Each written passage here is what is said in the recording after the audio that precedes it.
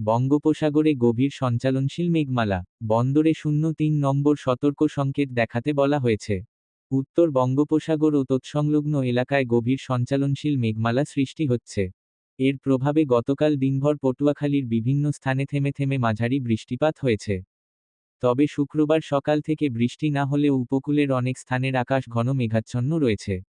নদ নদীর পানির উচ্চতা কিছুটা বৃদ্ধি পেয়েছে। সাগর কিছুটা উত্তাল হয়ে উঠেছে। উপকূলীয় এলাকা এবং বন্দরসমূহের উপর দিয়ে ঝড়ো হাওয়া বয়ে যাওয়ার শঙ্কা করছে আবহাওয়া অফিস।